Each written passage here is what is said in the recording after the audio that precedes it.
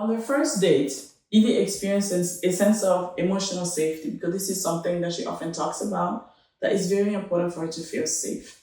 She felt safe and comfort with Liam, leading her to open more than she would have otherwise.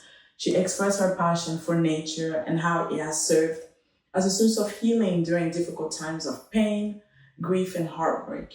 And as a woman of faith, she emphasized the importance of daily meditation, meditation practices and prayer. Shortly thereafter, Liam took her hand at the restaurant. He lowered his head and began a prayer once, he realized that prayer was really important for her. And Evie appreciated this gesture, recognizing that prayer is a vital part of her existence. They discovered numerous shared interests, and Liam affectionately referred to her as my twin flame, my doppelganger. So she remarked that he embodied everything that she hoped for, dreamed of, and prayed for manifesting. From the outset, he inundated her with attention, with affection, and compliments, saying things like, "You are extraordinary." Before we continue with this list, I tell my clients sometimes, if it is too good to be true, it does not mean that it's not true. It just means that we need to move with caution, right? And a lot of people, they come to me and says, "Ines, you would not imagine the things that he said. He said he has never met anyone like me." I tell you, we can take this in so many directions. And the direction that is the most traveled with my clients is the direction of course, it boosts your ego. It makes you feel really good about yourself inside. At the same time, listen to me. This is a major red flag. If a man tell you you're just too good to be true, or "I've never met anyone like you," these are major red flags. So with her, he said that "You are extraordinary. You are truly one of a kind. No one compares to you. I've never encountered anyone like you. You amaze me. I never knew such women existed on dating apps. We share so much in common. Our compatibility feels like a match made from heaven. You are truly one in a million. You listen to me like no one else ever has." He mentioned being single and seeking something serious, meaningful, and drama-free. This is something else I mentioned out there. I got friends sending me, I'm interested in this guy. They send me a picture. I was like, when somebody say drama-free, I gotta tell you, I got to tell you, drama-free usually because they are ready to put you through the most dramatic thing that probably you have ever gone through. Because people that are drama-free, they don't broadcast it. You feel it in their energy. It is embodied. You feel it in the way that they communicate. You feel it in their embodiment. So he said he's searching for someone special to build a life with and believes that person could be Evie. All this transpired on their first date. So by the end of the evening, Liam had utterly captivated her. It felt almost too good to be true, as if we have known each other forever, she stated. The expression, I've mentioned it earlier, if it seems too good to be true, it might indeed be too good to be true. And this is asked just to warn you that we need to uphold a reasonable degree of skepticism, especially in circumstances that appears excessively favorable or ideal. So the nightmare begins. Today, me and Evie and the sisters, I'm just gonna say sisters, they're my warrior sisters, we find humor in our past experiences. It's not a funny subject, but once you go through your healing and you come out on the other side, you can look back and laugh about it. And I always say laughing and beauty is part of healing, right? And these are things that I talk about in my research and publication. So we find humor in our past experiences and frequently discuss the arts of transforming traumatic situations into blessings. As Evie's friends, I must acknowledge that those moments truly felt like a nightmare for her. And I was there witnessing them. It was not funny at the moment, I tell you. It was a roller coaster and it was a nightmare. Liam's love bombing strategy was working to perfection. After the first date, he had her full attention.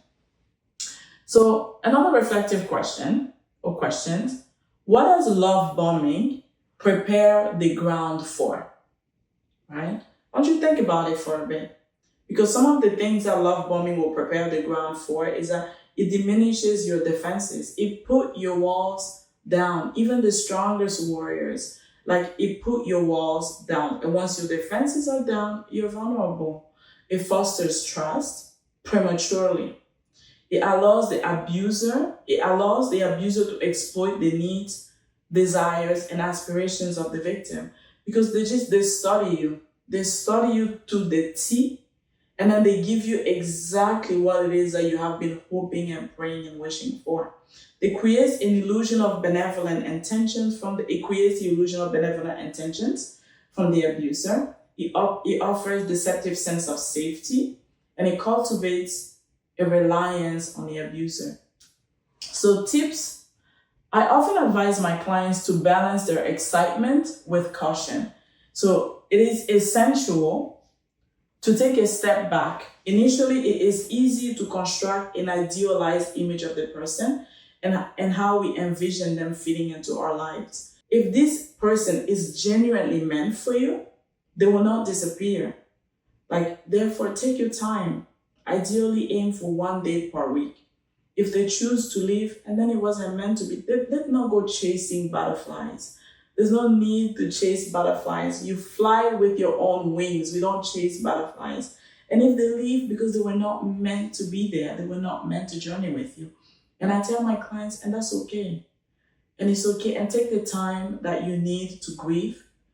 And then that's okay.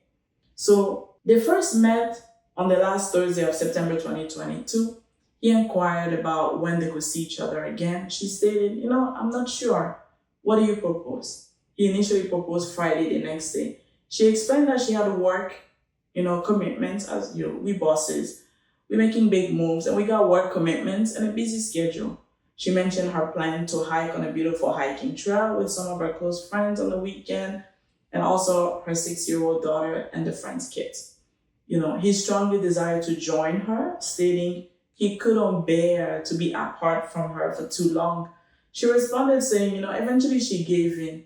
She says, let me see how I can rearrange my schedule to make it possible.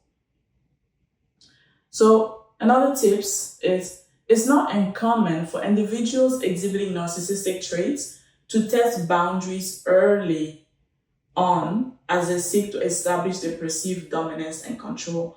They often push limits initially to gauge, just to test the water, to see how much they can manipulate the situation or how much they can get away with.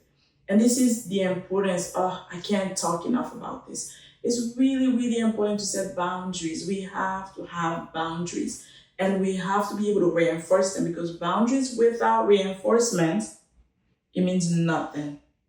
So they decided to go hike. After about an hour, he arrived, an hour and a half, she tells me. He came late. He arrived bearing gifts, including snacks and water infused with lemon and cucumber. He was apologetic, he was affectionate and eager for an adventure. They commenced their hike, encountering several people within the first hour. He went out of his way to greet everyone they ran into on the hiking trail. Hello, ma'am. Hello, sir.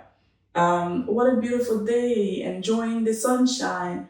He shares stories about his dogs with strangers. One is 14 years old, whom I affectionately, this is him talking, I affectionately call my old man, and I got the second one for my daughter during the pandemic. Although his behavior felt somewhat excessive, Avie chose to dismiss it, attributing it to his charm at that moment. At that moment, Avie was captivated and lost in her awareness of her body, failing to acknowledge the physical signals it was conveying. So she briefly recounted her experiences of being exploited in the past, particularly highlighting her encounter with financial abuse. When asked, he says how much was taken from her and what action she took. She revealed approximately 20,000 was stolen over the years. She admitted that, she did not take any action, no action in response.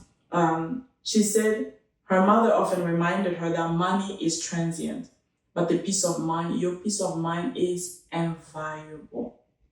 Additionally, She noted that achieving success is the most effective form of revenge. Yes, indeed, I do prescribe on this. And she chose to move forward with her life. He responded, "Wow, you possess such wisdom. It is truly a blessing to have met you." He stated there's no need to pursue those who have wronged us. It is crucial to leave the past in the past. Otherwise, we will not be present at this moment and would have missed out on this unique connection. Looking back, Liam was quite charming. Most people will have easily fallen for the love bombing. Most people do. And just because I am talking on this side of the couch, I tell you, I got my story.